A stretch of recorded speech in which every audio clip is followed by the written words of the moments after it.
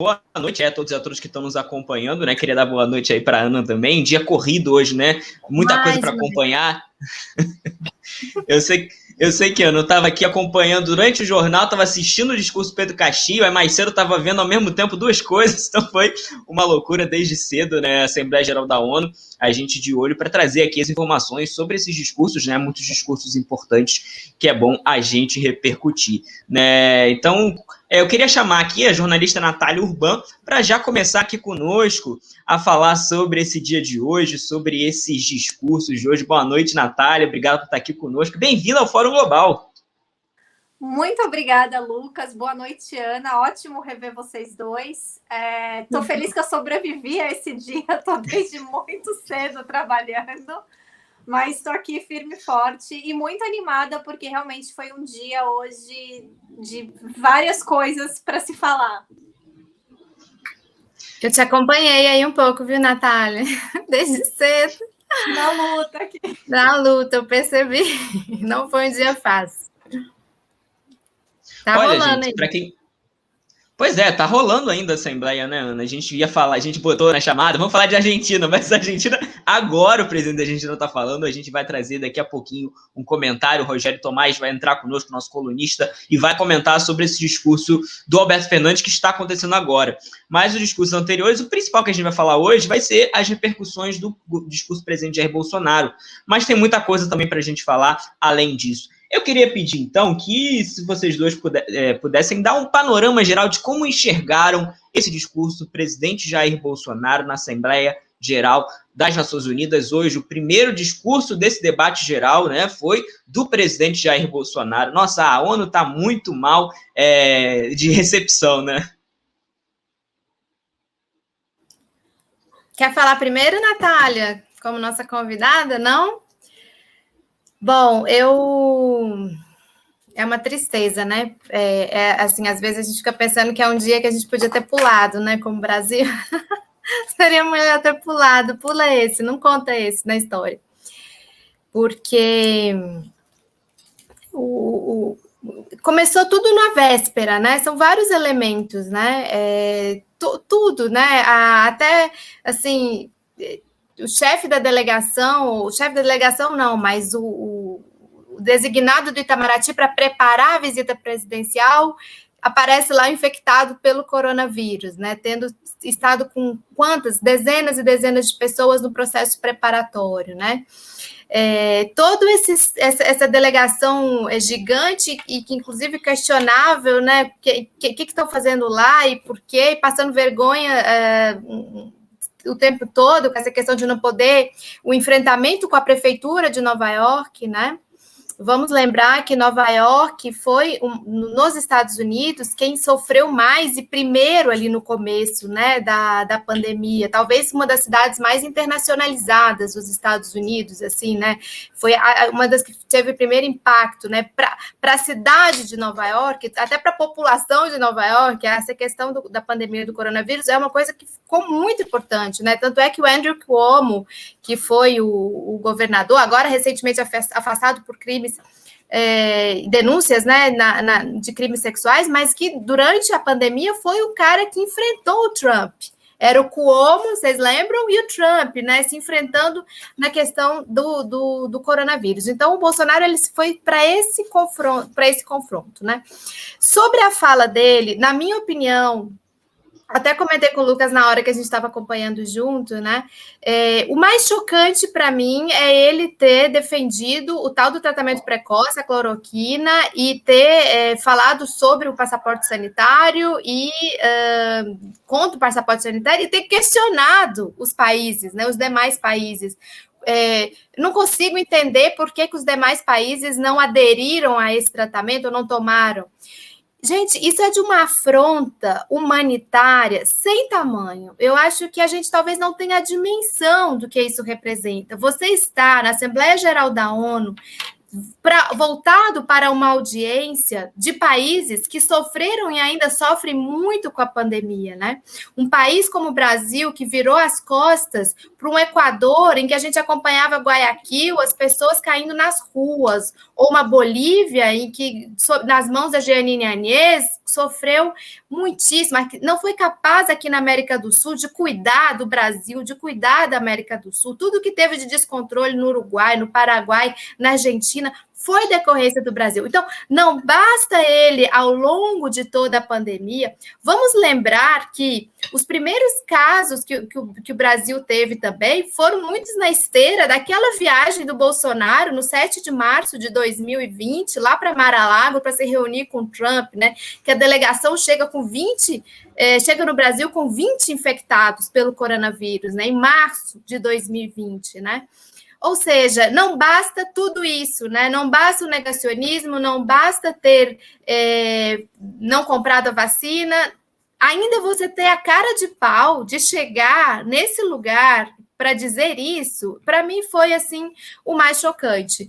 Realmente o resto a gente já esperava. Ele mentiu sobre desmatamento, mentiu sobre a questão dos povos indígenas, mentiu sobre a questão do auxílio, né?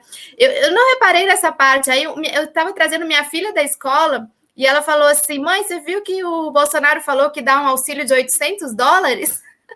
Aí a minha menor perguntou assim: quanto que dá $800 em reais?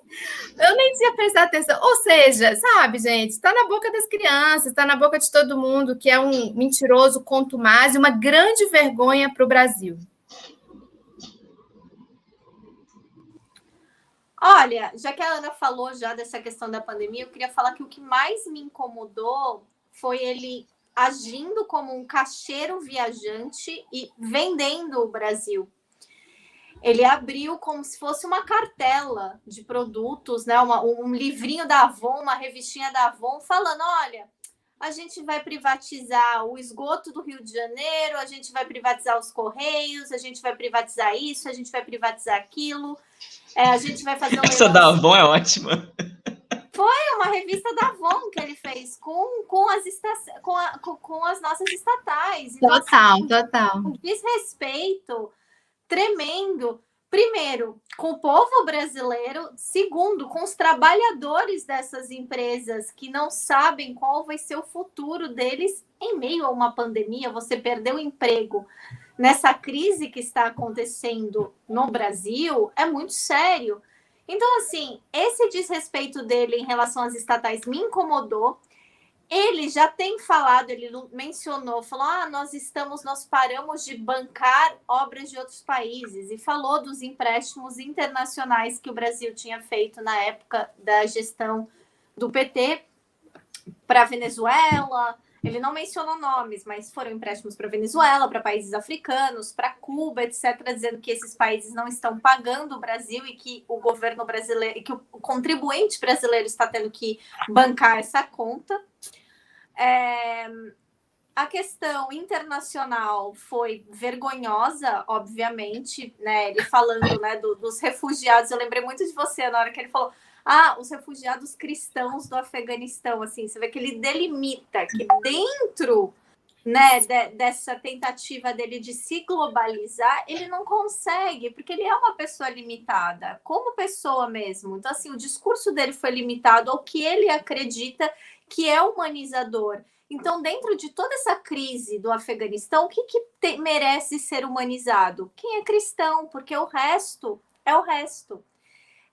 A questão que ele também bateu dos refugiados venezuelanos, aquele comentário super bizarro sobre nós somos um país da família tradicional, né? Porque aí a gente já tem que entrar novamente na questão das pautas morais, que vai ser algo muito preocupante. Eu ainda não vi notícias de como se deu o encontro dele entre ele e o Andrzej Duda, que foi o único outro líder que se propôs a se encontrar com ele, além do Boris Johnson, que é uma pessoa que está deixando a União Europeia de cabelo em pé.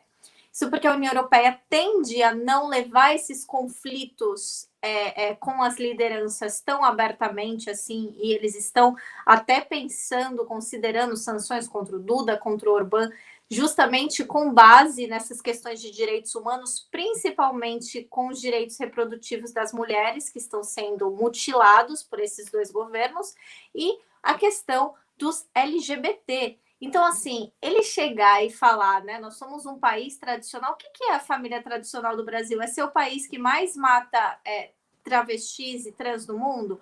É ser o país que tem um índice vergonhoso de feminicídio? É ser um país que tem um índice vergonhoso de violência doméstica? Então, assim, mais uma vez, ele pintou um quadro somente para os seguidores deles, fez um discurso caríssimo para virar videozinho de WhatsApp. Eu discordo quando as pessoas começam, às vezes eu vi alguns seguidores meus, alguns colegas meus estrangeiros falando comigo sobre o discurso no Twitter e uns brasileiros, me desculpem, não sei o que vergonha.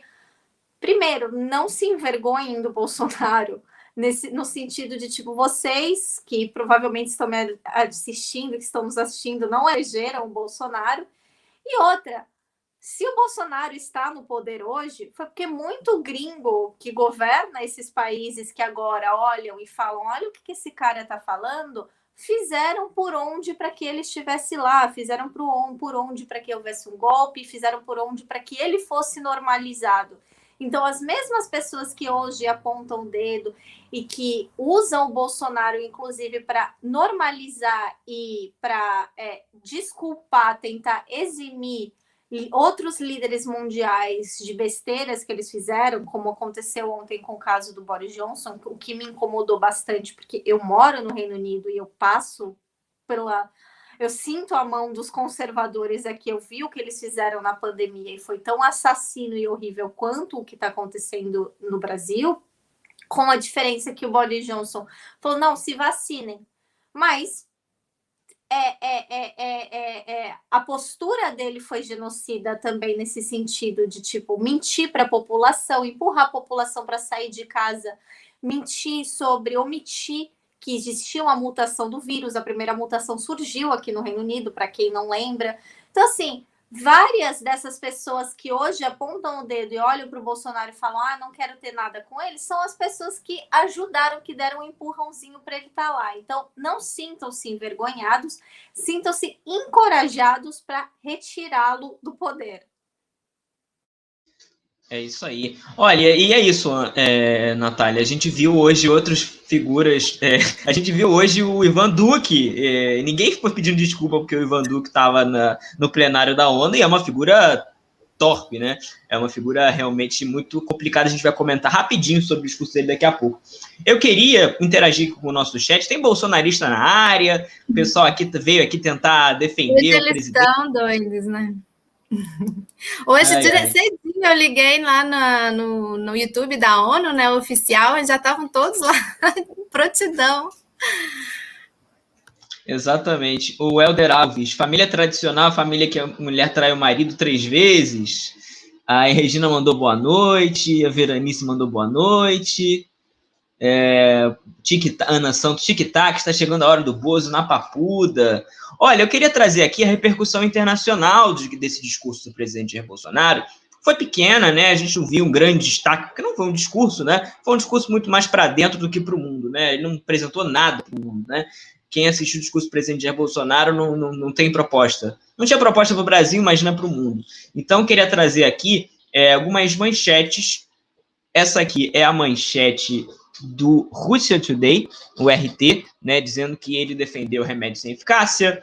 O New York Times também disse que o presidente Jair Bolsonaro, destacou que o presidente Jair Bolsonaro não está vacinado, né, e que defendeu aí medicamentos sem eficácia comprovada. A agência Telam da Argentina, além de destacar isso, apontou que o Bolsonaro mentiu, né, praticamente apontou que o Bolsonaro mentiu, disse que existe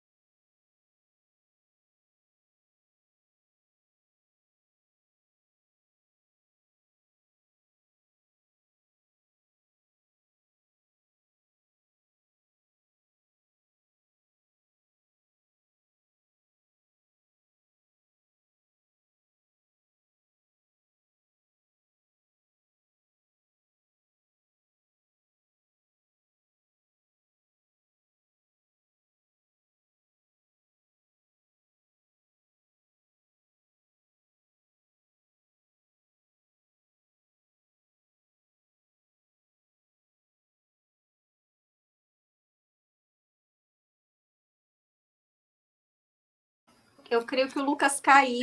Acho que foi o Lucas que caiu. Eu achei que tinha sido aqui Eu comigo. também.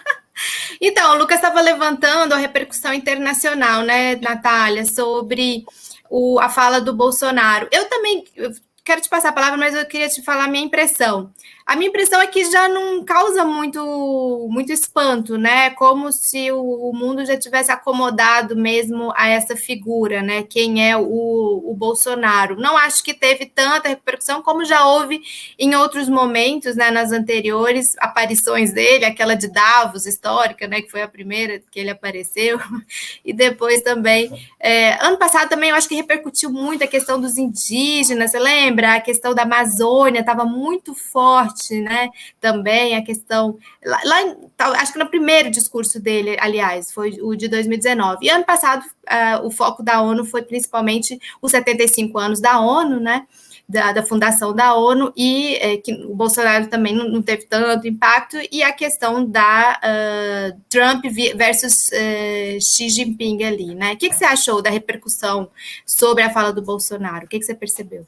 Então, eu também percebo que, como ele não fez nenhuma declaração, foi como, né? Ele fez um discurso para o público dele brasileiro, então foi muito segmentado. Ele fez o discurso para o chiqueirinho lá dele, para o cercadinho lá dele. Então foi muito segmentado. Então não é uma coisa que dê para dar tanta manchete. Eu só vou dizer que eu fiquei aliviada, né? Se é que a gente pode usar essa palavra hoje, dele não ter falado, ele tinha dado a dica de que ele falaria pró-marco temporal, né, e tal. Ele não falou especificamente disso, ele só falou, né, o tamanho do território, mas é aquela coisa, né, ele jogou dados, mas o povo que tá lá não vai parar, peraí, qual o seu número aí para eu procurar e tal. Então, assim, ele jogou esses dados, não deu nenhuma fonte, não deu onde as pessoas podiam procurar isso. Então, assim, eu me aliviei porque ele não falou abertamente pró isso. Verdade. Hoje cedo, inclusive, antes de começar, eu estava escutando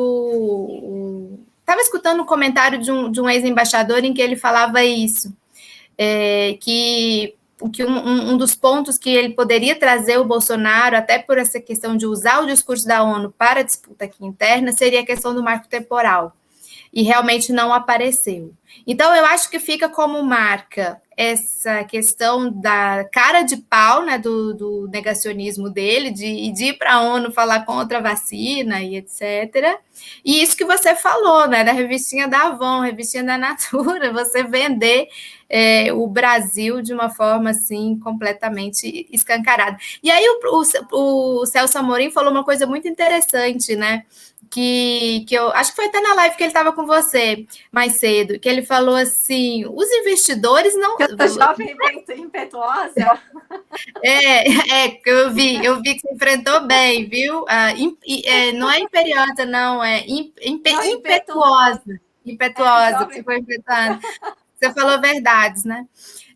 Então, o Celso Amorim falou isso, assim, olha, os investidores, eles vêm ou não vêm, não é assim que o Bolsonaro vai conseguir convencer os investidores, né? Eu achei interessante ele falar esse comentário também.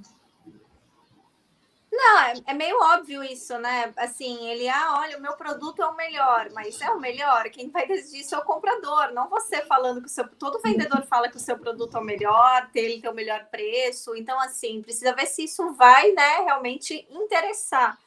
Só que o fato é que a gente tem que lembrar que para aqueles que votaram no Paulo Guedes, né, para o programa de governo dele, que uma das poucas coisas que tinha mais de 2 parágrafos lá era justamente o plano econômico, né, do governo Bolsonaro, falava muito em privatização, ele não conseguiu atingir 10% do que ele falava no programa dele, porque não teve o interesse, né, então, assim, que eles esperavam que fosse ter. Porque isso está indo de contra a uma corrente internacional de justamente reestatização de serviços. Então, assim, o Bolsonaro está pelo menos há uns 30 anos atrasados na história com esse plano de neoliberalismo selvagem, vamos privatizar tudo. Porque os próprios governos neoliberais, capitalistas, europeus, etc., eles estão vendo que esse não é o caminho, que inclusive o Estado, além de ficar com todo o pepino de ter das reclamações de um serviço privatizado, também tem que arcar com esses custos e não fica com lucro. Então, assim, dentro da lógica capitalista, o Bolsonaro está atrasado, como em tudo o resto que ele faz, ele é atrasado. Mas essas privatizações, elas são perigosas, obviamente, para o público brasileiro, mas elas também, eu não sei até que ponto, e aí me preocupa, se eles vão aceitar vender essas empresas por um valor abaixo do que eles esperam, só para poder falar, olha, como eu sou bem sucedido. E o Brasil... Assim, privatizamos, né? Eles vão poder falar, nosso governo privatizou. Né? Mas, né, fazer isso só por fazer isso, não realmente, né, e deixar depois a bucha para o brasileiro carregar, né? Agora, Lucas, a gente estava comentando aqui que mais cedo a Natália foi chamada de impetuosa, porque ela estava comentando, dizendo verdades sobre a fala do Biden. Depois a gente podia fazer uns comentários aí sobre a fala do Biden, que também foi um destaque, né? A primeira fala dele depois de eleito aí, ano passado. Sim. Não, exatamente isso que eu queria puxar agora, essa fala do presidente Joe Biden, né? E já vou chamar daqui a pouquinho o Rogério Tomás para falar do Alberto Fernandes, que acabou já de fazer seu discurso na ONU, mas o Biden disse, foi o segundo discurso na Assembleia Geral, ele disse que os Estados Unidos não procuram uma nova Guerra Fria. Eu queria fazer um breve comentário antes de passar para vocês analisarem esse discurso. Para mim, parece que o Biden começou com um discurso legal, afinou ali o discurso, falou de multilateralismo, eu e a Ana estavam conversando no chat do programa, falou de multilateralismo, falou que vai voltar à ONU, falou que vai fortalecer instituições internacionais, né, foi na contramão da agenda do Trump, mas, de repente, eu acho que teve um estalo nele ali, que ele falou, opa, eu sou do Partido Democrata, eu sou presidente dos Estados Unidos, eu preciso fazer o meu lenga-lenga tradicional de exportar democracia e toda aquela coisa que a gente conhece do Partido Democrata, né? E parece que ali, na metade do discurso para o final, mudou, virou outra coisa, mostrou que ele é o mesmo Estados Unidos de sempre, né? Que é o mesmo Partido Democrata de sempre e que não tem nenhum avanço muito nessa linha, que voltou a ser o que era, né? Perto do que era um Donald Trump melhor, né? Mas, enfim, em termos também não é muito positivo, né? Não sei como é que vocês avaliam. Começar, então, com a Natália. Olha, a minha visão foi muito crítica a esse discurso, porque foi até o Celso tentou argumentar falando, não, porque a gente tem que olhar do ponto de vista pragmático, né? Do ponto de vista real, etc., mas o ponto de vista real tudo que ele falou foi mentira. Não está procurando uma guerra fria. Ele acabou de fechar, estão lá negociando esse acordo para colocar submarino nuclear lá no Mar do Sul da China, pelo amor de Deus, com o Reino Unido, com a Austrália. E eu estou muito preocupada porque eu moro relativamente perto a uma base de submarino nuclear aqui no Reino Unido. Então eu estou relativamente preocupada com isso. Eles estão, sim, tendo uma postura extremamente belicosa em relação não só à China, mas em relação à Rússia também. Se vocês viram, né, os underlines, nós somos contra a anexação. A hora que ele falou isso, gritou Crimeia na minha cabeça. Foi um ataque, né, à Rússia. Mas o que ficou ali dentro de tudo que ele falou, né, o que eu achei mais interessante foi que tudo que ele fez, assim como o Bolsonaro, foi em benefício próprio das decisões que ele está tomando para se defender das críticas que ele está tendo. E eu não estou falando crítica que ele está recebendo dos Trumpsters ou da extrema esquerda estadunidense, se é que isso existe.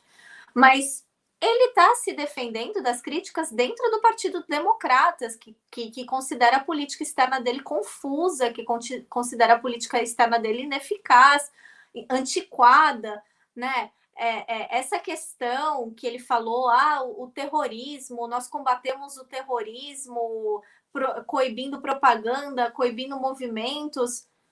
Gente, o USAID está fazendo isso o tempo. O que foi essa última tentativa de golpe em Cuba? Foi justamente isso que eles falaram que estão coibindo no Oriente Médio.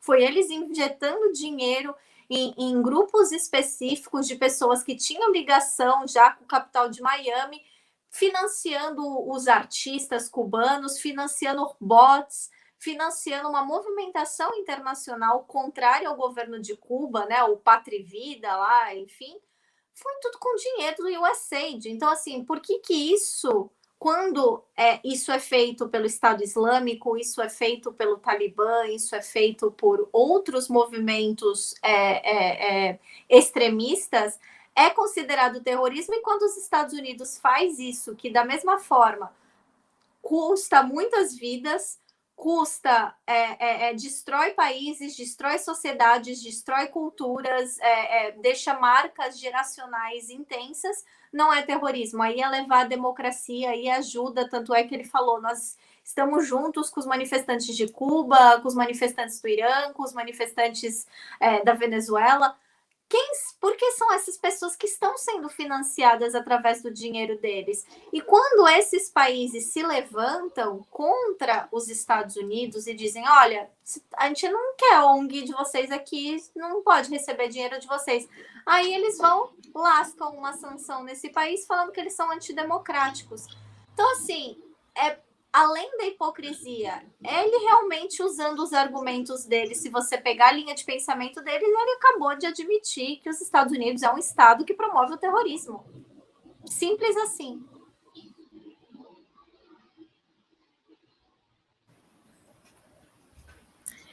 Então, posso dar um palpite aqui, Lucas, no taco? Uma coisa que... Eu não vou entrar nesses temas que a Natália falou, que eu concordo com ela. Um ponto que me chamou a atenção da fala dele, que destoa bem da condução do Trump, é a questão da Palestina. Ele falou a solução de 2 estados, né? Isso me chamou bastante atenção, até para a gente tentar entender que conteúdo tem isso, né? Porque qual é essa solução de 2 estados que ele está defendendo, né?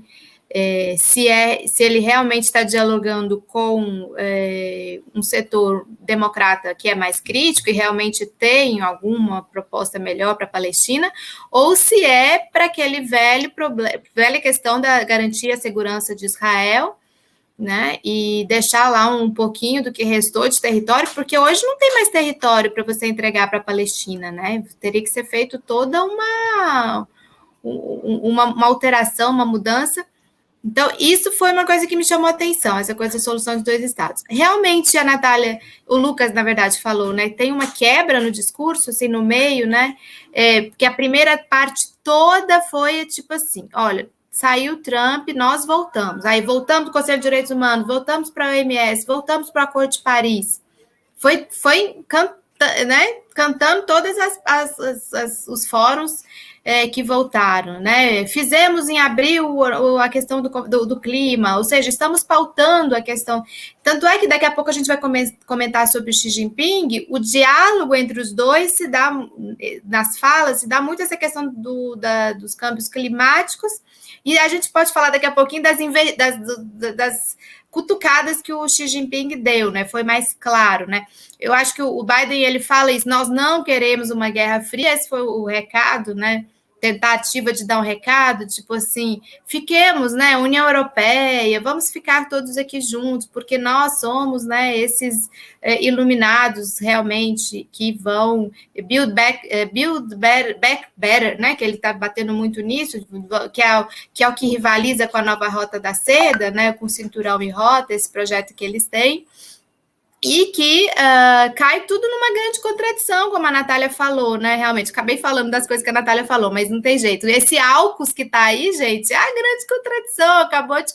Então, depois a fala do Irã também foi muito no sentido de desmontar isso, né?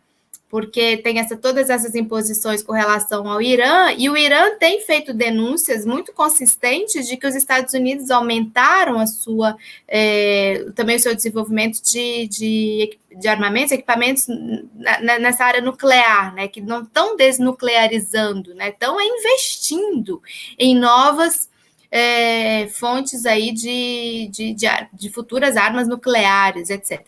Então, eu acompanhei essa live aí que a Natália participou e o Celso tentou argumentar que é uma questão da hipocrisia, que às vezes a hipocrisia o Teixeira citou lá uma frase que é um gesto que se faz, né, do vício à virtude, etc., mas não dá para você não ver, né, as contradições, né, e é isso que o Lucas fala, a Natália falou bem também, aquele velho discurso norte-americano de nós somos os verdadeiros defensores da democracia, e que depois o Xi Jinping vai falar, peraí, mas quem disse que tem um selo de democracia, né, quem disse que tem um carimbo, isso é democracia, isso não é democracia, tem alguém que dá esse selo, né? Então, esse foi um pouco o diálogo entre os dois, né? Na questão ambiental, na questão militar, na questão da pandemia, né? Também, porque depois o Xi Jinping vai falar, nós estamos entregando 2 bilhões, estamos não sei o quê. Porque, gente, só para terminar, que eu já falei muito, aqui, vamos olhar só para as Américas, só para o nosso hemisfério aqui. Eles não ajudaram nada, muito pouco com vacina, os Estados Unidos. Uma falácia isso, né, de que está ajudando com vacina. Não ajudou, segurou máscara, segurou respirador, segurou vacina também. Então, complicado. Eu só queria fazer 2 comentários, você falou da questão da Palestina, que é importante lembrar que quando estavam acontecendo os ataques a Sheikh Jarrah, que os Estados Unidos protelou por 5 vezes a abertura do Conselho de Segurança da ONU, porque eles estavam negociando venda de armas para Israel. Já começa daí. E quem estava fazendo isso era o senhor Biden. E que esse conselho só acabou até saindo porque teve uma movimentação mundial gigantesca em relação a isso, como nunca foi vista na história, em solidariedade às pessoas da Palestina. E outra coisa, você falou dessa questão das vacinas, enfim, uma think tank dos Estados Unidos, e eu não estou nem dizendo uma think tank esquerda, não, uma coisa bem liberalzona e tal, que vende, que trabalha com essa mediação de vender tecnologias médicas para o sul global, pediu esclarecimentos ao governo Biden a respeito do que estaria, se em uma época de pandemia, essas tecnologias também entrariam no embargo a Cuba. E essa questão nunca foi respondida até hoje. Então, quer dizer, cadê o diálogo, né? Nós dialogamos com todo mundo que pode não ter o mesmo posicionamento político. Não, você não está dialogando com Cuba, que está lá embargada, e no meio de uma pandemia nós estamos dando 3 vacinas para o Brasil, que é um país de dimensão continental.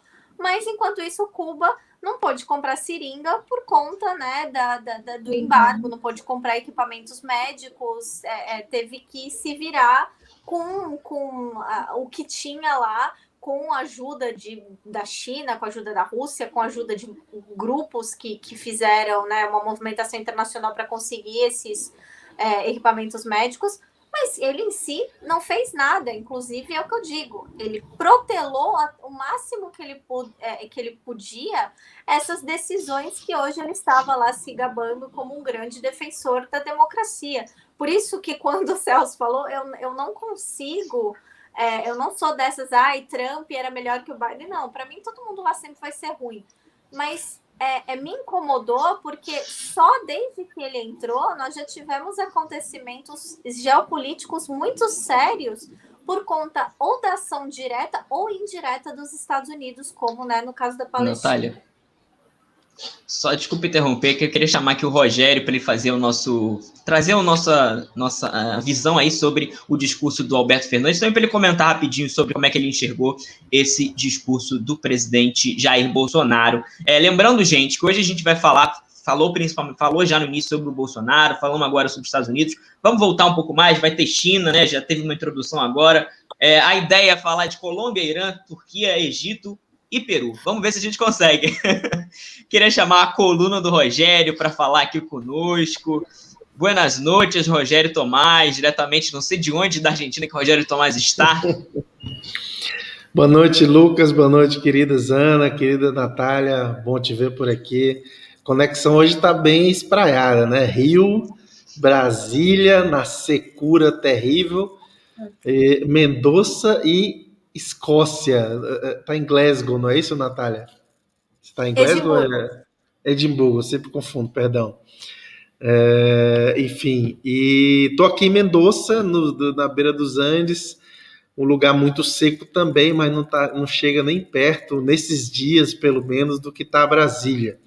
Em compensação, o clima, além de estar chegando a primavera, as temperaturas mais cálidas aqui no país, ninguém mais praticamente usa abrigo pesado, enfim, todo mundo já começando a usar os abrigos leves, enfim, a temperatura política no país continua altíssima por conta das eleições primárias e por tudo que aconteceu, né, pelas primárias das eleições legislativas que aconteceram no dia 12. Todo mundo certamente sabe da carta que a ex-presidenta e atual vice-presidenta Cristina Kirchner soltou, uma carta que é um puxão de orelha, uma lição de política e uma autocrítica, digamos, coletiva do governo, mas muito dura também a alguns setores do governo do próprio Alberto Fernandes, e essa carta já tinha algumas propostas também de mudanças de rumos.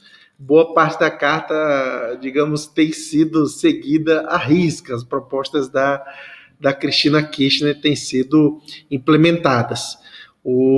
A cobrança Mamacita dela... fala, né? Como? Sim. Mamacita falou. É isso. A Cristina, obviamente, a principal mudança que ela quer é uma mudança no rumo econômico, mas isso também, obviamente, depende da mudança da mentalidade política do governo e definir exatamente, com nitidez, quais são as prioridades que o governo tem para o país nesses próximos 2 anos, já que estamos quase chegando à metade do mandato do Alberto Fernandes. E aí não foi feito formalmente nenhum anúncio ainda de medida econômica de impacto, mas tudo indica que nos próximos dias teremos um pacotão aí com muitas medidas que vão fortalecer os ingressos, né, fortalecer a renda das populações mais vulneráveis, mais pobres da Argentina. Entre outras coisas que devem vir também, com anúncio de investimentos, etc. Empréstimos, crédito para o setor produtivo, por aí vai. A carta realmente está fazendo efeito. E aí, nesse momento, se soma agora as medidas na área sanitária, as medidas de enfrentamento à pandemia, e aí eu vou ser franco, que não tem como não ser nesse momento. Parece que a pandemia acabou na Argentina depois que o governo perdeu a eleição, porque as medidas que foram anunciadas praticamente é um libera geral.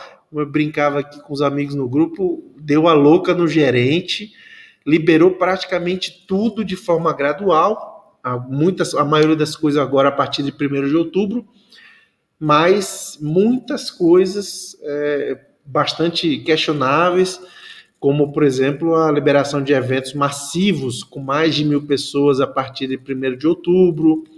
A história da máscara, existe o fim da obrigatoriedade da máscara, tem uma confusão, porque, de fato, o governo nacional só tem uma recomendação para o uso de máscara. Quem define, quem regulamenta de fato é cada província, e a maioria das províncias do país determina como uso obrigatório. Vamos ver se com essa mudança de postura do governo se vai haver uma inflexão das províncias, né? E aí tem abertura de fronteiras, a partir de 1º de novembro, todos os estrangeiros, todos os visitantes da Argentina poderão entrar no país desde que estejam com um esquema completo de vacina, que tenham um PCR feito 72 horas antes, e se permanecer muito tempo no país, vai ter que fazer uma prova de não estar contaminado entre o 5º e o 7º dia após chegar ao país. E a partir de 1º de outubro, já para os países vizinhos, entre eles o Brasil, já vão poder vir para fazer turismo também com isso, com esquema de vacinação completa, PCR na entrada e um check-in durante a estadia. Não vão cobrar quarentena, como até recentemente era feito, ainda é feito, na verdade, para quem vem do exterior. Não vai ser preciso isso. Mas, enfim, acho que eu resumi um pouco aqui, até em claro o discurso do Alberto na ONU, que foi um discurso muito centrado no debate econômico. Acho que o cutucão da Cristina fez efeito também, influenciou até nesse discurso. Ele cobrou uma reconfiguração da arquitetura econômica financeira global, defendeu que os países endividados, sobretudo os países pobres, os países emergentes, tenham capacidade tenham, digamos, facilidade para reestruturar o pagamento dessas dívidas.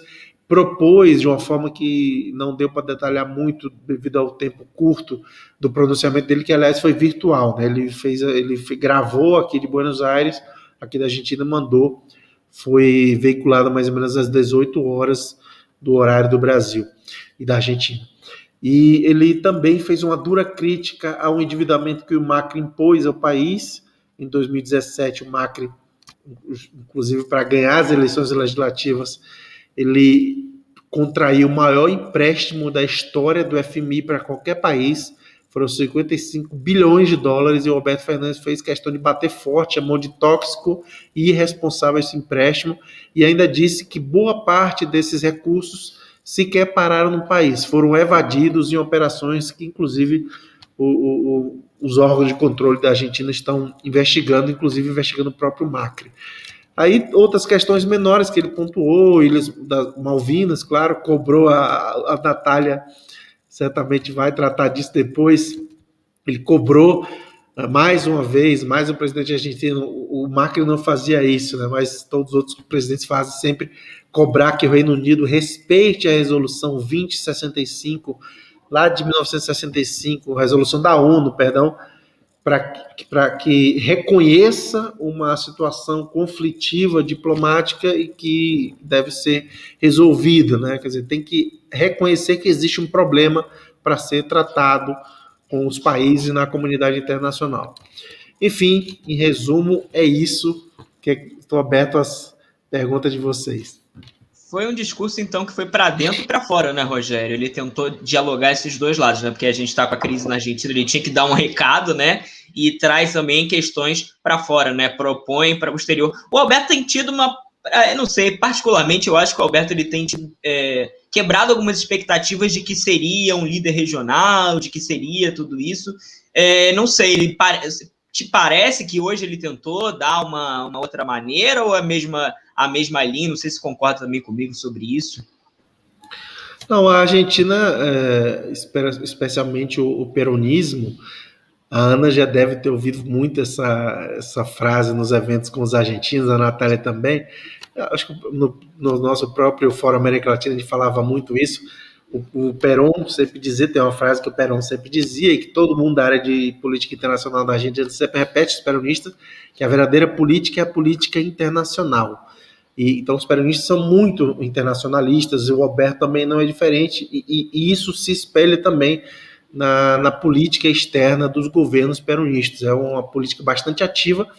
Claro que a Argentina não tem, digamos, a cancha que tem um país como o Brasil, como o México, com outros países latino-americanos. Falei latino-americano, mas eu queria falar mais amplo, na verdade, né, países emergentes, mas é um país que tem um protagonismo nas relações internacionais bastante forte. Com a Cristina fez discursos memoráveis na ONU. O Alberto é um cara mais perfil baixo, mas sim tem feito... Aliás, eu esqueci de mencionar, hoje ele também propôs algo que é bastante interessante, que eu não consegui verificar se é algo original, uma proposta pela primeira vez surgida, ou se é algo que já vem sendo batido pela Argentina ou outros países. Que ele propôs o quê? Que as dívidas de países pobres e emergentes possam ser trocadas por ações da agenda ambiental, por exemplo, em relação às mudanças climáticas. Ele tocou bastante no tema ambiental também, mas sempre conectando com o debate econômico-financeiro. Não sei se eu respondi, Lucas. A Ana queria comentar alguma coisa? Não, eu ia perguntar rapidamente sobre... Tem uma coisa na carta da Cristina que me chamou muita atenção, que ela fala assim, executa o orçamento de 2021.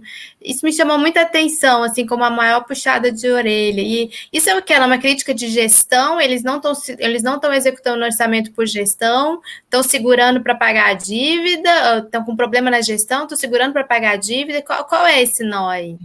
Foi uma crítica dura ao que ela considera uma austeridade injustificável no momento da pandemia.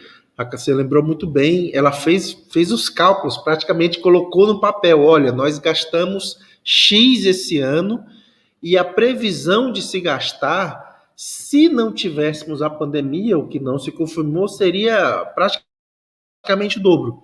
E aí faltam 4 meses para o ano e o governo só gastou metade daquilo que previu gastar se não tivesse pandemia. Ou seja, se tivessem condições melhores. E como não está, ou seja, o que ela cobra da fato é mete a mão no bolso, Alberto, e vamos gastar para socorrer as famílias, para socorrer a economia. Então foi muito incisivo, foi muito bem lembrado, Ana. Ela foi didática e, ao mesmo tempo, politicamente bastante incisiva ao cobrar que o governo meta a mão no bolso para gastar, para incentivar a economia, incentivar o consumo e deixar a austeridade de lado, que ela, inclusive, também mencionou explicitamente que, da forma como o governo argentino tem lidado com a pandemia do ponto de vista econômico, ele tem agravado a situação econômica já herdada do Macri e com a nova, ela fala em 2 pandemias, né? A pandemia neoliberal do Macri e a pandemia do coronavírus. E a política econômica do governo, ela praticamente foi explícita dizer que está agravando a situação. Então, cobrou um choque de, não sei se dá para dizer heterodoxia, mas enfim, cobrou que o governo meta a mão no bolso para gastar, para socorrer as famílias mais pobres e socorrer a economia.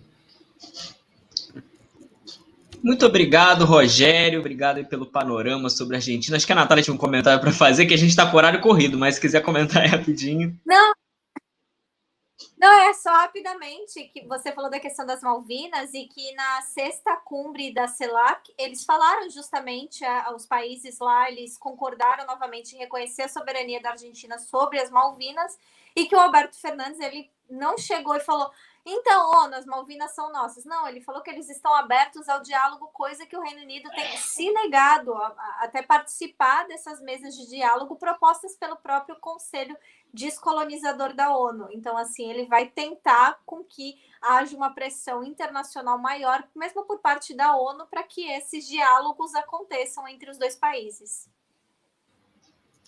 É isso, maravilha. Lucas, antes de me despedir, só 30 segundos, não posso deixar de registrar. Semana passada a gente teve uma mobilização multitudinária, como eles gostam de dizer aqui nos países hispanohablantes, no Uruguai.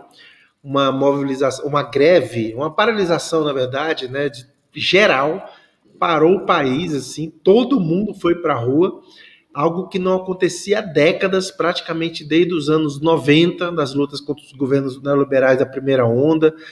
Lembrou, inclusive, muita gente fez referência à histórica Marcha dos Canheiros, em 66, quando os plantadores de cana do Uruguai saíram de todo o país e foram para Montevidéu. Foi uma mobilização monstruosa, no melhor dos sentidos, e que certamente vai continuar e emparedou o governo neoliberal, que está tentando destruir e vender tudo que pode no Uruguai durante a pandemia. Mas fica o registro que, quem sabe, na próxima a gente trata com mais detalhes. Muito obrigado, Rogério Tomás, nosso colunista aqui no Fórum Global. Bom, pessoal, teve aqui 2 superchats do Ed Luz perguntando: falta visão aos líderes da América Latina?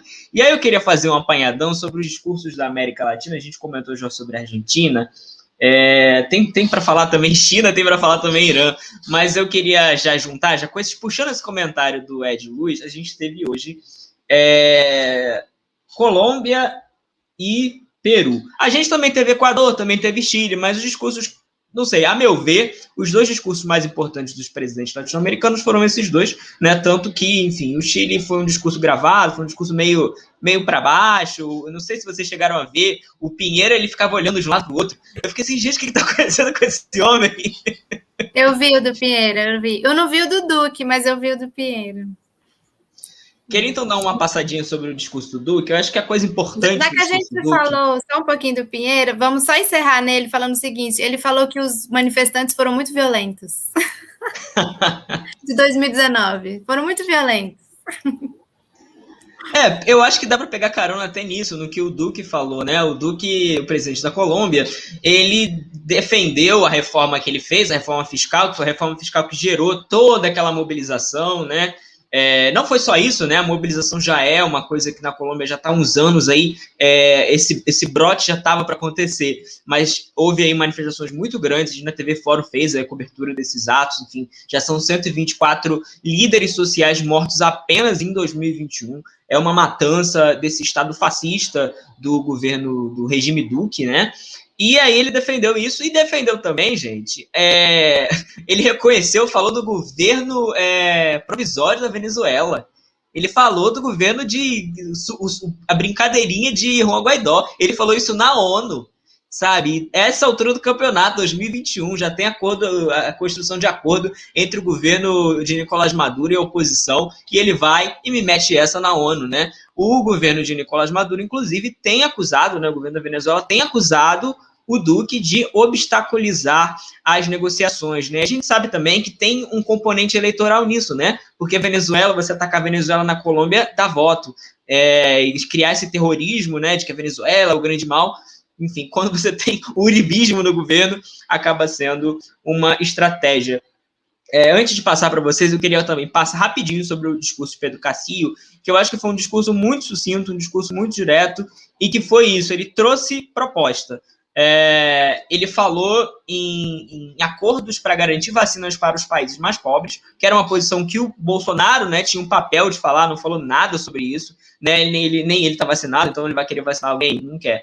Então, o Pedro Castillo deu esse discurso muito interessante, falou em quebra de patentes, falou em novo desenvolvimento pós-pandemia, que foi uma coisa que o Antônio Guterres, o secretário-geral da ONU, falou, pregou a igualdade de gênero. Olha só, quem dizia, né? Quem diria que Pedro Castillo pegaria igualdade de gênero? Eu não ouvi isso na boca de ninguém hoje, antes dele. E disse que o Peru vai declarar emergência climática nacional, pregando aí esse novo modelo de desenvolvimento sustentável. Não sei se vocês chegaram a ver também os outros. A Ana já falou que viu o Pinheira. Não sei se vocês viram também o discurso do Lasso. Se puderem comentar rapidinho sobre como viram esses discursos dos latino-americanos que falaram hoje, né? Enfim. Eu vi só o do Castilho e o do Duque. A situação, né, na Colômbia está pior do que nunca. Só ontem, 5 pessoas diferentes foram assassinadas, 5 pessoas políticas, né, entre lideranças indígenas, jornalistas, firmantes de acordo foram assassinados. Então, isso é uma situação muito caótica. Mas, novamente, a gente não pode esquecer que Ivan Duque é o querido, né, que a Colômbia é a querida dos Estados Unidos, então eles sabem que estão protegidos e podem cometer, eles acham que podem cometer todo tipo de atrocidade lá, se essa atrocidade continuar mantendo o projeto político dele. Então, assim, eu não senti ele na defensiva. Eu senti ele muito soberbo, eu senti ele de uma maneira até fazendo escárnio, né, da situação, dos manifestos, quando ele fala das reformas, etc., não levando em consideração que quase 2/3 da população colombiana está subempregada ou desempregada e na linha da pobreza. E que isso não foi simplesmente pela reforma, mas sim que essa reforma ia trouxe, né, para o povo colombiano que já estava empobrecido e piorou ainda com a pandemia. E uma coisa, né, que eu acho que a gente tem que comentar, Lucas, é a saída do Pedro Castillo do discurso do Bolsonaro, que foi... Tem até vídeo. Era isso que eu ia falar. Isso é marcante, eu tinha que ter falado sobre isso já. O Marcelo Shoa, de manhã, ele falou assim: Natália, você viu da Bolívia? Aí eu falei assim, eu não sei quem foi, se fosse, né? Eu pensei, será que é o Rogelio Maita que tá lá? Mas não parece ele. Aí ele me mostrou a foto, o chapéu é o Castilho. O chapéu. Eu vou botar rapidinho aqui o vídeo, Natália, para o pessoal ver, quem não viu. É fantástico. Alimenta mais de 1 bilhão de pessoas no mundo e utiliza apenas 8% do território nacional. Deixou falando sozinho. Eu adorei quando eu vi, gente, também. Castilho nos representou. Nos representa. Né? Todos nós, né? Tipo, ai, esse velho maluco falando sozinho.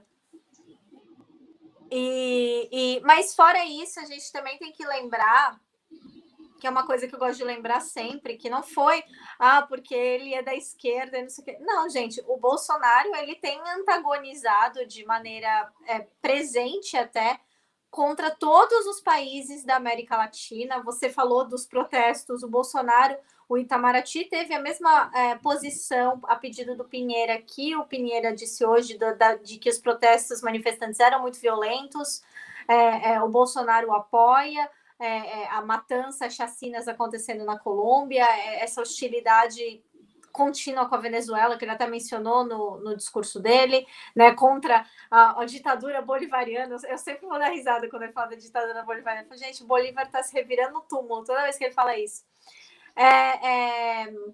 A gente ainda não tem noção da extensão, mas a gente sabe que ele foi muito favorável ao golpe da Bolívia e, obviamente, todas essas atentados que ele tem feito contra a Argentina abertamente, né, dando entrevistas lá no La Derecha Diário, abraçando o Javier Milei, falando que o comunismo da Argentina vai rebater no Brasil, que daqui a pouco vai começar a chegar refugiado argentino no Brasil e que a gente vai ter que cuidar disso. E, né, as reuniões que ele teve com a CIA, que ele falou mal de todos esses países. Então, se o Pedro Castilho, eu não sei se foi intencional ou não, mas se foi intencional, ele tem muito motivo para isso. Não só tudo que ele fez contra, né, a candidatura dele e apoiando não só a Keiko, mas a gente tem que lembrar que o Bolsonaro, né, você mesmo, a gente já mostrou aqui num episódio do Fórum América Latina, do saudosismo que ele tinha do Fujimori, né, do amor, da admiração que ele tinha pelo Alberto Fujimori. Então, assim, se ele fez de propósito, eu acho bem feito. Fez pouco ainda. Eu ainda ia ter tirado... alguém falou, faltou tirar o sapato e jogar no Bolsonaro. Falei, só faltava isso mesmo. Ana. Não, eu só assisti... na verdade, dos latino-americanos, eu não cheguei a ver do Castilho. Quero depois pegar o vídeo e assistir. Eu ouvi do Pinheira, que me revirou assim, o estômago também, a forma que ele... E ele ficou falando no final sobre as mulheres do Afeganistão e defendendo, sabe, umas viagens assim, não entendi aquilo, muito ruim, assim, a fala dele, né, e do Alberto Fernandes eu quero também ver, porque como alguém comentou aqui, se está faltando visão aos líderes latino-americanos, eu acho que não. Eu acho que o trabalho que o Alberto Fernandes com Argentina, Bolívia, Arce, agora vem o Castilho, o México, o Obrador tem feito nesse último período, muito importante. A CELAC do final de semana foi prova disso. Gente, só se a gente pensar que há meses atrás, a gente ficava comentando as reuniões do Grupo de Lima, ou se iam invadir a Venezuela. E hoje o Obrador organiza uma reunião da CELAC em que o Miguel Dias-Canel chega antes, o Maduro chegou e participou, teve diálogo com o Lacaipu e o Marito Abdo lá, que ficaram fazendo às vezes, né, dos que não aceitamos a Venezuela aqui. Aí o Maduro falou assim, não aceita, mas estamos aqui, vamos conversar, já que a gente já está aqui mesmo. Eu achei, assim, que foi muito poderosa essa CELAC. Eu achei que o Obrador... algumas pessoas falam que eu estou muito esperançosa com isso, mas, assim, eu achei que ele pegou para cuidar mesmo. Eu li o texto das 13 páginas da Carta da Cidade de México, ou Declaração da Cidade de México, teve declaração específica sobre as Malvinas, teve declaração específica sobre as mulheres, teve declaração específica sobre indígenas, teve declaração específica sobre Cuba. O Obrador é um dos que mais tem enfrentado os Estados Unidos no sentido de dizer, vocês não vão acabar com esse bloqueio, vocês precisam acabar com esse bloqueio. Ele tem sido um dos mais ousados, ele também tem sido um dos mais ousados em vocalizar algo que está na boca de muita gente, e a OEA vai continuar isso mesmo? A gente vai continuar tolerando essa OEA? Então, por isso que me preocupa muito a Argentina, porque o Alberto Fernandes faz parte desse processo, ele faz parte desse processo de uma outra integração, a gente conseguir retomar uma pauta integracionista da América Latina. Hoje a CELAC, ela reúne pacificamente, digamos assim, de forma possível, viável, mais países do que a OEA, no sentido de conseguir sentar um monte de presidente em volta de uma mesa e conversar, né?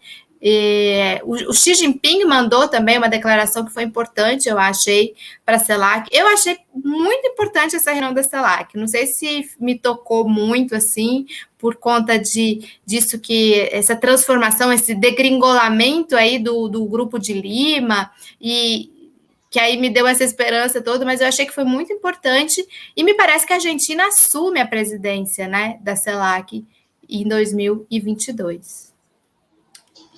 Só queria fazer um comentário que você falou desse integracionismo, que essa questão do Pedro Castilho cobrar a quebra de patentes é uma coisa que me lembrou da Bolívia, porque a Bolívia tem feito campanha disso desde da troca, né, desde do fim da ditadura da Aníez para o governo do Arce. Tem sido eles que têm levantado essa bola, e inclusive o pessoal até cobrou, falou, mas quem deveria fazer isso era o Brasil, mas quem está fazendo é justamente a Bolívia, que foi o primeiro país sul-americano a pedir isso publicamente, a fazer, né, um statement público para pedir essa quebra das patentes. E a reunião da CELAC teve um momento que eu achei genial, que foi quando o Lacalle Pou foi mencionar a música Pátria e Vida, e o Dias-Canel falou, você tem um péssimo gosto musical, hein? Tipo, posso te apresentar umas coisas melhores para você ouvir. Acho que ele falou assim, você tem que escutar seu povo. Não falou uma coisa assim? Você tem que escutar mais seu povo. Você tem um péssimo gosto musical, e etc. E começou, tipo, e começou a tirar com ele. Então, assim, a gente viu que o Lacalle Pou, inclusive nessa reunião da CELAC, assim, foi bem polêmica, porque ele chegou numa posição assim, muito agressiva, tanto ele quanto o Abdo, eles estavam assim, super agressivos, e eles acharam que os outros países iam, né, que a Venezuela, que Cuba ia se intimidar por causa da posição geopolítica delicada, mas não, o Maduro falou assim, marca aí, você quer debater democracia? Você quer debater democracia? Marca aí que a gente debate. Nem o Lasso entrou muito na onda deles, né? O presidente do Equador ficou meio assim também, porque o Lasso é meio... Eu não tenho visto nada do Lasso, nem tenho tido notícia do Equador ultimamente, muita coisa assim.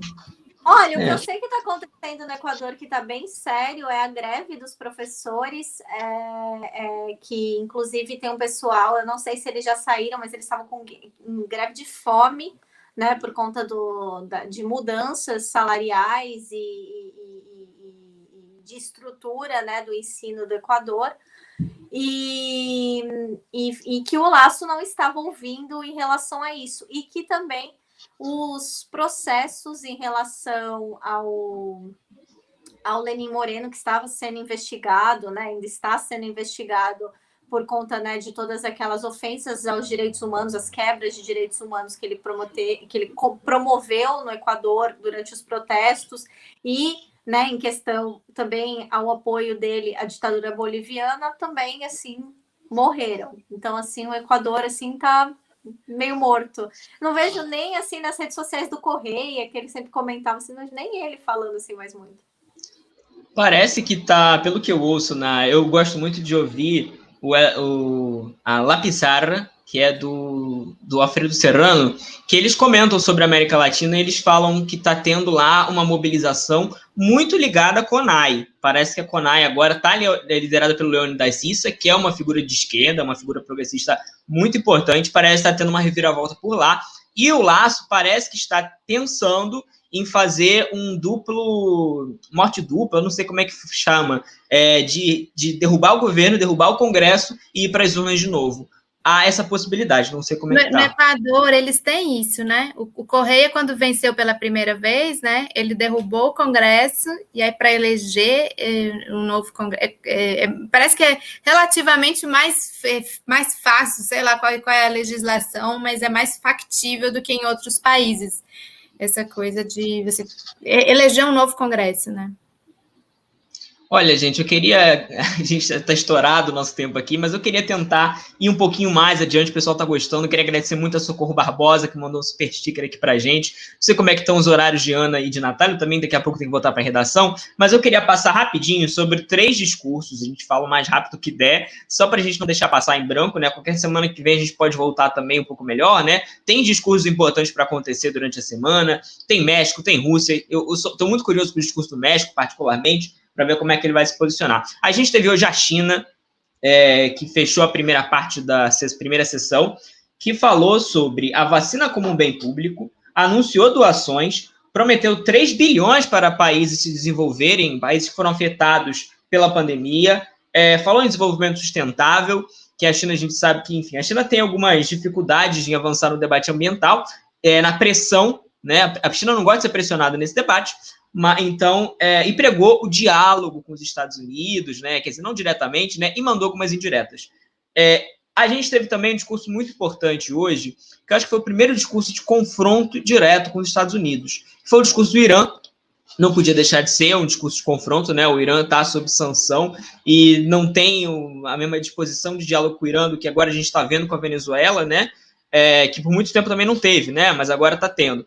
E aí ele falou que a hegemonia dos Estados Unidos não tem mais credibilidade. O presidente iraniano Ebrahim Raisi, não sei se eu falei corretamente o nome dele. E para a gente fechar, o último discurso que eu queria trazer aqui para o nosso debate foi o discurso do Erdogan, da Turquia, que bateu muito forte na questão do Afeganistão, né? O Irã também bateu muito forte na questão do Afeganistão, a China falou do Afeganistão, então, que, enfim, a Turquia não foi tão dura, mas botou como o Afeganistão como um fracasso dos Estados Unidos, disse que o povo do Afeganistão foi abandonado e disse que não tem como se impor questões. Então foi na mesma linha do Irã, só que um pouco mais leve, né? Queria que vocês comentassem o que vocês viram, se tiver algum outro discurso também para destacar, para a gente fechar um pouco esse nosso primeiro dia de ONU aqui no nosso Fórum Global. Natália. Uma coisa que eu achei interessante do discurso do Xi Jinping foi que ele falou que a China vai parar de explorar minas de carvão, não vão abrir mais novas minas de carvão. Isso é muito importante, porque eles são basicamente mais de 50% da produção mundial de carvão vai para a China, relacionada à China. Então, isso vai fazer uma tremenda diferença. E aí a gente tem o contraponto com o querido Joe Biden, porque ele falou tudo no plano das ideias. Ele não deu nenhuma ação concreta de coisas que serão feitas nos Estados Unidos, mas o Xi Jinping deu. O Biden falou, não, nós vamos dar dinheiros e isso e aquilo, mas ele não deu ação, olha, eu vou fazer isso, e dentro do meu país. Não, o Xi Jinping já colocou esse comprometimento. Então, isso é muito importante, isso não é só simbólico, porque isso realmente vai fazer uma diferença tremenda na questão da emissão, né, de gases poluentes. E outra coisa, você falou do Erdogan e tal, eu achei engraçado não, né, irônico e triste o fato dele, né, falar da questão do Afeganistão e não sei o que, deu vontade de falar, e os curdos? E os curdos que continuam lá sendo massacrados, etc. Então, assim, eu acho... Se eu não me engano, Natália, desculpa interromper, eu acho que ele tratou os curdos como terroristas, inclusive. Eu acho que ele citou, não tenho certeza, mas eu acho que ele tratou os curdos como terroristas. Eu achei interessante, tanto no discurso, né, você vê do Biden, não sei o quê, porque tem um pessoal que fala, tipo, uma esquerda mais delirante, porque os curdos são financiados pelos Estados Unidos, o Java recebe dinheiro dos Estados Unidos. E cadê? O Biden lá falou, né, do espantalho lá da China, da Bielorrússia, mas ele não falou dos curdos.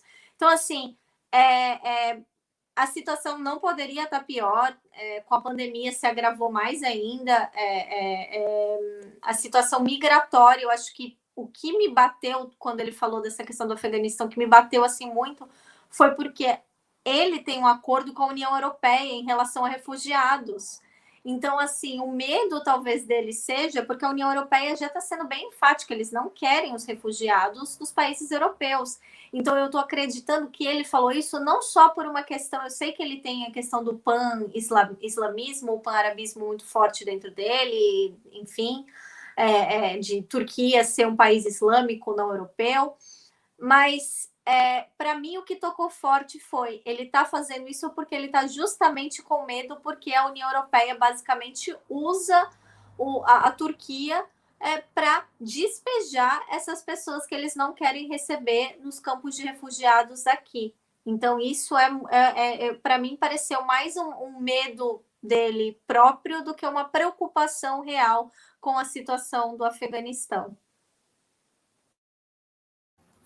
Eles têm um muro gigante lá, né? Eles reforçaram o muro para prevenir a chegada, né? Porque eles acabam ficando com um problema grande, digamos assim, né? Que eles não querem lidar com essa questão. Eles falam, eu ouvi uma parte da fala do Erdogan, ele fala sobre essa questão assim, que abandonaram os afegãos, né? Mas ele mesmo não tem feito muito por onde também, né? De demonstrar uma política solidária, digamos assim, aos afegãos. Eu não conhecia esse muro. Outro dia eu fui ver as fotos, é uma coisa assim impressionante. Gigante, né? E eu queria falar o seguinte, eu nem vou comentar, porque a Natália falou exatamente o que eu ia falar sobre essa questão da China. Enquanto o Biden ficou falando elucubrações, mais na hora da teoria, digamos assim, o Xi Jinping deu dados muito concretos, né? Essa questão do carvão, até 2060 não vai ter mais... nossa energia vai ser, né, praticamente toda limpa, não vamos mais contratar ou ter empresas, né, essa coisa do carvão no exterior, falou das dívidas, perdão de dívidas, falou de quantidade de vacinas doadas, falou coisas muito concretas, né? Deu uns recados para os Estados Unidos também nessa área, dessa questão do Afeganistão, falou, olha, o intervencionismo militar, nós estamos aí vendo no que dá o intervencionismo militar, né? Falou isso bem especificamente, e o Irã já se esperava, né? Essa fala um pouco mais de todas, a mais frontal, né? Porque eles têm assumido realmente essa postura, e eles têm conseguido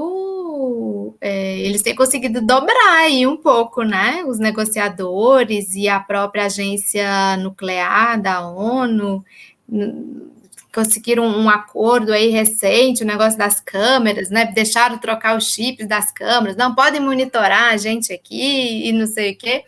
Eles estão conseguindo dar muito as cartas.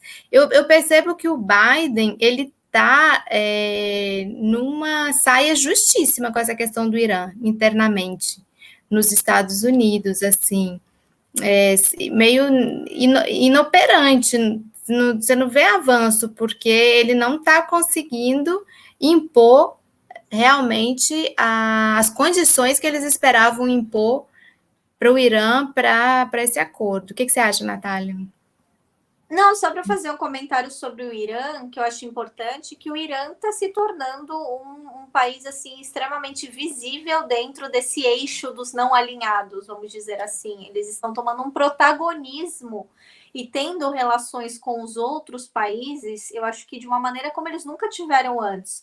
É importante, até aí mesmo na Venezuela, as parcerias que o Irã tem feito com a Venezuela, não só na questão do petróleo, mas na questão da comida também, né? A abertura do supermercado, da rede de supermercado iraniana na Venezuela, foi super, assim, publicada pelo governo, tanto do Irã quanto o governo da Venezuela. Eles têm investido muito nesses relacionamentos com a América Latina. Eles têm investido muito com relacionamentos com países asiáticos não alinhados, como, por exemplo, o Vietnã. Então, assim, o Irã está tomando um protagonismo geopolítico, diplomático dentro desse eixo não alinhado muito importante. E para mim, o Biden trocou nessa questão desse acordo, até o Celso Amorim falou hoje de manhã, eu experimentei isso pessoalmente, né? A política de bom moço do Obama saboneteando para fechar, né? Para assinar o acordo. Eu acho que ele está tentando resgatar justamente esse acordo porque era uma coisa considerada um gesto de boa vizinhança e o Biden está precisando de fazer um gesto que todo mundo vai bater palma para ele. Então ele quer resgatar um pouco, evocar um pouco essa memória do Obama, que apesar de que saboneteou e não acabou ratificando o acordo, mas que foi muito elogiado, ganhou o Prêmio Nobel da Paz e por causa desses esforços, que não foram esforços, a gente sabe, principalmente em relação às armas, né, nucleares. Então, assim, talvez seja algo que ele esteja tentando resgatar um pouco, trazer essa popularidade do Obama para ele. Muito bom, muito bom. Bom, gente, eu queria agradecer muito a nossa audiência. Lembrando, gente, ó, quem está nos acompanhando até agora, ainda tem possibilidade de doar superchat. Temos também rolando aqui embaixo o nosso Pix, pix@revistafórum.com.br. A Revista Fórum também quer um Pix da China. Eu vi o pessoal falando aqui o Pix, China, doe para a gente. Então tá aqui o Pix também. Fica aí a dica aí, Xi Jinping. Doe para a Fórum, você também que está nos acompanhando aqui agora. Bom, queria agradecer muito a presença da Natália Urbani, que hoje maratonou live, está desde de manhã fazendo live, transmissão, comentando sobre esse dia agitado no contexto internacional, né? É interessante a gente acompanhar a ONU, que dá um pouquinho de como a situação está. Eu queria destacar que amanhã a gente tem Venezuela, Vietnã e Ucrânia, são 3 discursos que teremos amanhã. Não tem, eu olhei no site, não tem marcado México, Argentina, México, Rússia, Alemanha, que vai ser inclusive o último discurso de Angela Merkel nas Nações Unidas, né? Inclusive pode ser o último discurso dos conservadores, né, Ana? A gente esse domingo agora vai ter as eleições lá na Alemanha, a gente pode trazer no próximo programa, com certeza a gente vai comentar sobre isso, que a gente pode ter uma vitória dos sociais-democratas. Eu queria perguntar, então, se vocês queriam dar um recado final para a gente fechar aqui o nosso programa e agradecer mais uma vez a nossa audiência que está até agora nos acompanhando. Não, queria agradecer pelo convite, é sempre ótimo estar com vocês dois. Hoje realmente foi um dia cheio, então, assim, essa live foi a live mais calma que eu tive, a mais relax, a mais que você, assim, pode se soltar. Não, gente, eu não tô, as pessoas estão...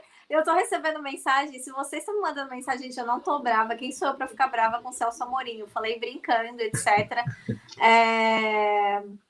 Porque eu achei super engraçado. Você é jovem, impetuoso, falar, o skincare tá funcionando, né? Porque ele elogiou da minha juventude, skincare tá funcionando. Mas eu queria agradecer o convite e falar, né, que a gente ainda tem muita coisa para decidir.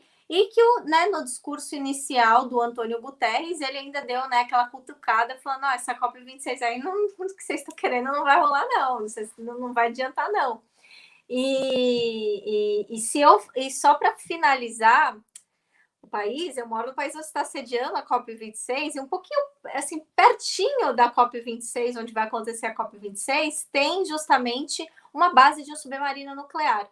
E essa base de submarino nuclear está com risco, saiu hoje em todos os jornais aqui da Escócia, de inundação, olha que seguro, por conta justamente da elevação dos níveis do oceano por causa do aquecimento global. Então, assim, ótimo que vai ter uma COP26 num país em que o aquecimento global vai fazer uma desgraça nuclear. Então, assim, o Antônio Guterres, ele foi até bem sutil, falar, acho que não vai dar bem, assim, acho que não é esse o espírito.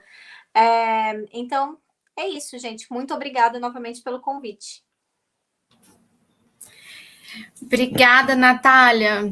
Te acompanhei aí. Eu estava vendo neste momento que você foi chamada de jovem impetuosa. Me solidarizei ali contigo. Obrigada, Lucas, de novo aí por mais um programa. E, assim, para mim, o que fica de registro é uma contagem assim, um pouco regressiva, né? Esperamos que seja o penúltimo discurso dessa figura representando o Brasil. Tomara que ano que vem a gente já faça esses comentários sobre a Assembleia Geral da ONU num outro clima, numa outra expectativa, numa outra esperança, no mundo que está assim, já numa era mais pós-pandêmica, ou pelo menos próximo, né, da pós-pandemia. Então, eu estou sempre esperançosa e estou olhando para esse futuro aí com esperança. É isso aí, boa noite a todos e a todas. Até a próxima terça-feira.